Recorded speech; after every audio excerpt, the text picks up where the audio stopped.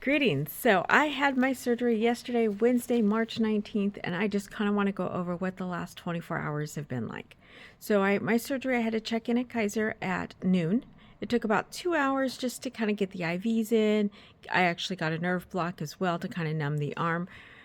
So that took a little longer than expected. But again, the doctor came in and checked on me twice, the anesthesiologist, the whole care team came in and checked on me at different times during the 2 hours. I was actually put to sleep before I actually got to the surgical room. They gave me a little cocktail in my IV, and the next thing I know, I was out. I woke up inside the recovery room, and they got me dressed, and I was put in this sling. This gray thing over it is actually like an ice pack. So with Kaiser, they give you, it's like an ice, like a small ice chest, so you can put water and ice in it, and then you just refill it as you need to keep it cold. And it just kind of runs on your arm continuously. The cloth obviously over it or underneath it, is a better way to say it, keeps it from burning your skin in the event that it gets too cold. So for me, obviously, I only get up every so many hours to refill it so it doesn't get super cold. I'm going to kind of show you what it looks like here. Turn it over. So it's a small little thing. It's not super big. And it just kind of goes over, and I wear it as I need to. With the nerve block, you don't realize the pain until it hits you. So the nerve block worked. This one didn't work as long as the last one. So the last one I had actually lasted till about 10 o'clock in the morning the day after the surgery, and I had the same time. Surgeries were the same. The last one I think was longer than this one, even though I had 2 tears this time. So this one I was home by about 7 o'clock at night, and I don't know why the nerve block last time went till 10 this morning.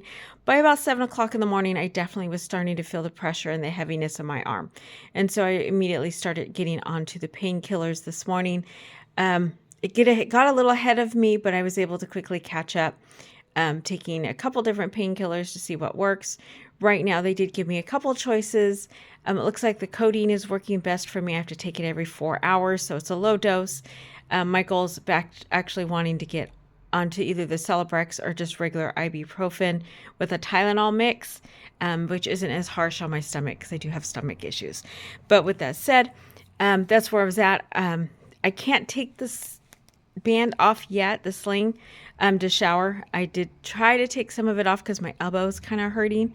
And again, the repair was in my shoulder area, so I'm like, everything from the elbow down should be fine. But it's not quite ready yet, so I'm going to try again tomorrow. Ultimately, I want to be able to get the sling off a little bit so I can get dressed, because right now I'm having to go with slapless or spaghetti strap with the clothing stuffed underneath the sling.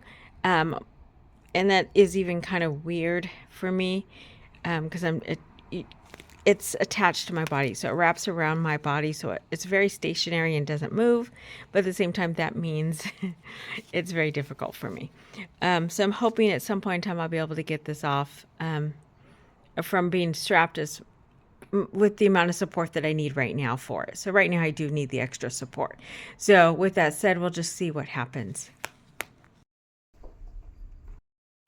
So what I have noticed is as I free up, I'm able to move my fingers. Obviously my fingers are, it's going to save me without having 2 arms. I'm laying a lot in my recliner, which is what they recommended me to be in a recliner. So that way I'm less tempted to move over and accidentally hit my shoulder, because again, it is anchored, the bones or the tear from the rotator cuff was anchored to the bones. So the last thing I want to do is tear that out, because it's not a good feeling. I still feel my left arm from 2.5 years ago where the anchor is. I don't want to feel that pain. So that's kind of where I'm at. I'm basically on there all day long. I do get up and move around because I think it's important. The doctor took me off work for 2 weeks.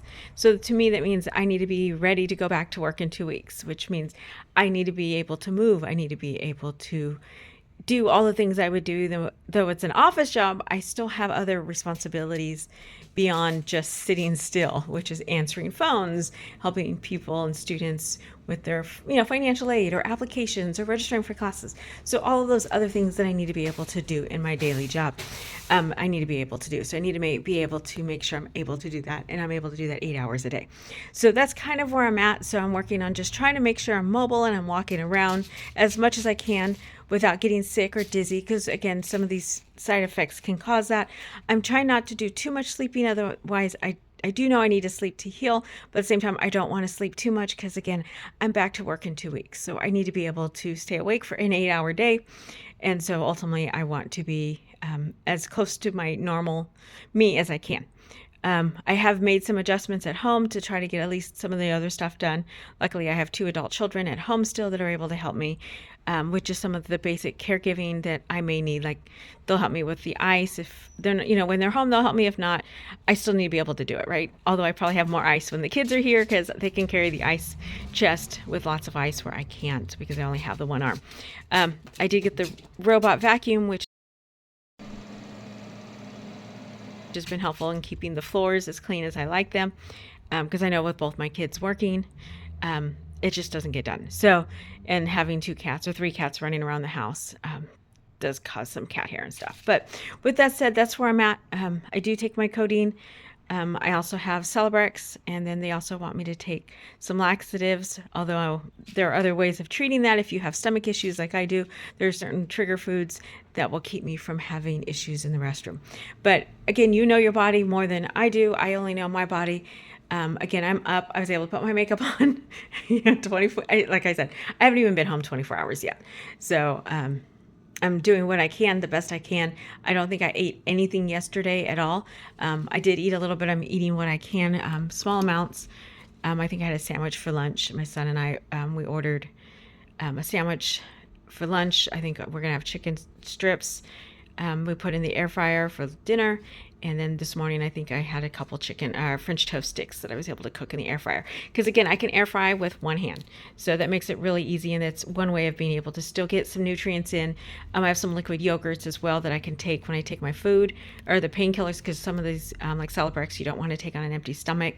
So I need to have food. So these are ways that I'm able to take that without it hurting my stomach, since I do have some heartburn and stomach issues. So that's how I'm doing. 24 hours, not even 24 hours. I already have my makeup. I was able to brush my hair, shower from the waist down, just because I can't get my sling off yet because my arm is not quite ready yet.